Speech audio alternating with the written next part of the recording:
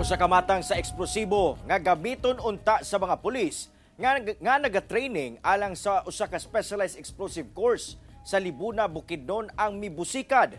Duha ka police instructors na samdan. Ang detalye sa report ni James Paulo Yap.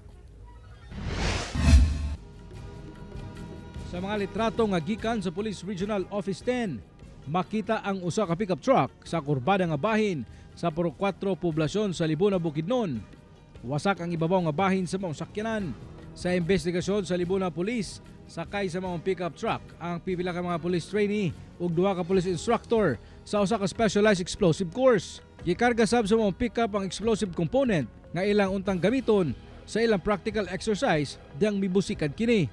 Magkandak unta sila og practical exercises kaning ilahang post-blast investigation course. While ongoing sila dito sa katong area kung unta sila mag-set up, naay components na nibuto dito sulod sa sakyanan sa kaning atong mga instructor. Daling miresponde ang mga personahe sa Regional Explosives and K9 Unit alang sa pagproseso sa blast site. Nakahiagom og minor injuries ang duha ka mga instructor ug daling gidala sa ospital. Hinoon luwas na kini. Samtang walay naangol sa mga police trainee, nagpaday ng investigasyon sa explosive unit sa PNP aron masuta ang hinungdan sa pagbusikad. Dili sa matud pa tinuod ang impormasyon nga usa ka terroristic attack ang nahitabo.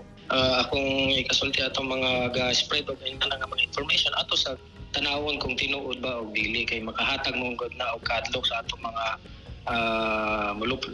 mulupyo diri sa Libona, especially katong mga gaagi diri sa atong dalan. Na mga inana incident. Ako si James Paulo Yap para sa One Mindanao.